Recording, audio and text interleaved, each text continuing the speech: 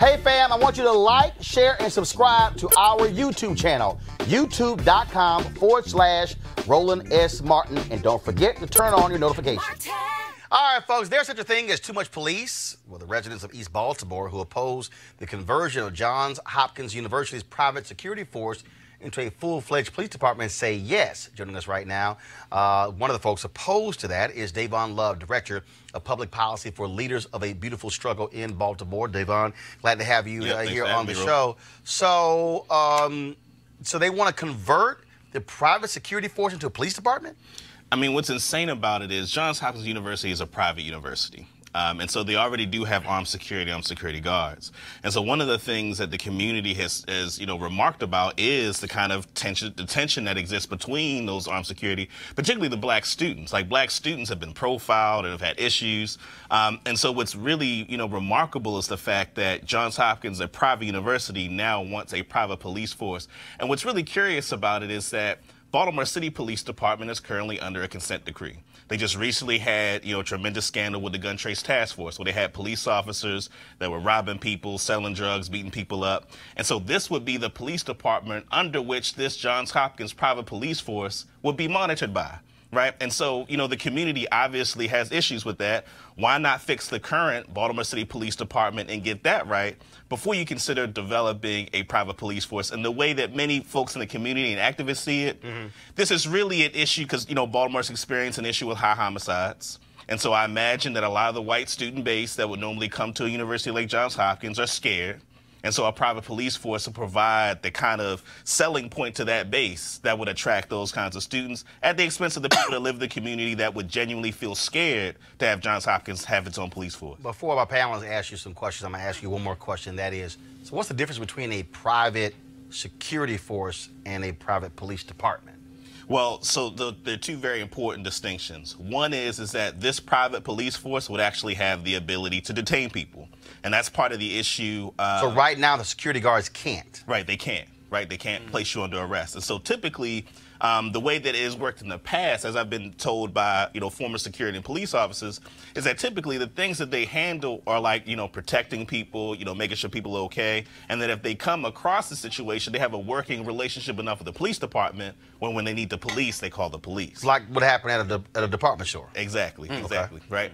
And so the other thing that will be different that's really important is that they would have the liability that police officers have in terms of their ability to use deadly force.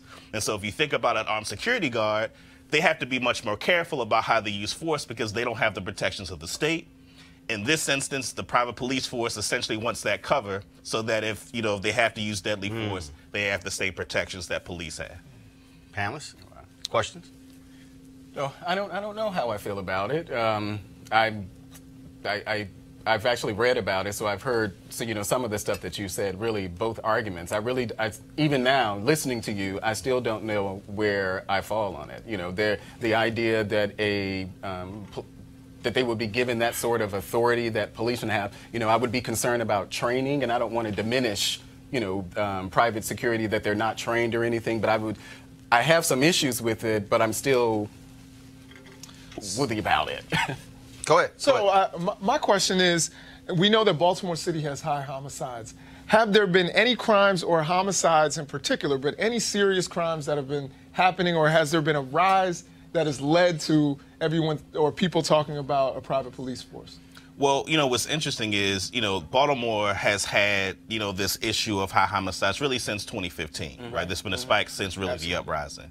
And so there have been a variety of different perspectives on how to address it. One of the things that's actually happened is that our state legislature and our mayor and city council actually have, and in both cases, looked to mandatory minimums, right? But has it hit Johns Hopkins University? That's like, have there been some serious crimes on the campus? Not anything that's any different than what the rest of the city experiences. Because I believe University of Maryland College Park is probably the least safe, university. You guys aren't in the university system, but still probably far less safe than students at Johns Hopkins. So it's just baffling to me that people want a private police force when there hasn't been an event that has caused us that leads to it, right? That leads to it. A part of the problem with the way that people talk about dealing with homicides and violence is that the fear oftentimes takes the rationality out of the room.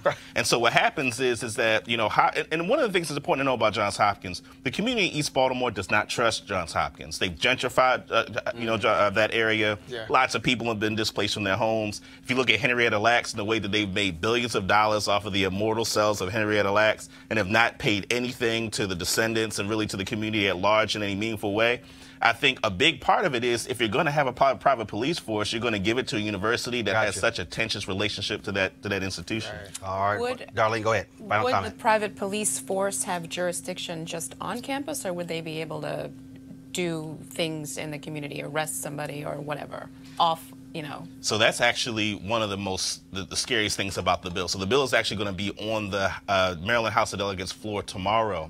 And what the bill does is that it does say that the police force would operate within areas adjacent to the campus, but it gives exceptions where the police department, Baltimore City Police Department, can authorize Hopkins Police to exercise policing authorities outside of that jurisdiction without any significant check, and the boundaries will be determined by an MOU that would happen between the city and the university and the police department. And don't forget, you had the DeBose shooting in Cincinnati, where was a university police officer who shot and killed him, and that was one of the issues there. Dayvon Love, we appreciate it. Thanks a bunch. All right, folks, back to our Roland Martin Unfiltered video in just one moment. Calling all HBCU alumni, students, and leaders, enter the Ford Motor Company HBC-You Mobility Challenge and win $25,000 for your school.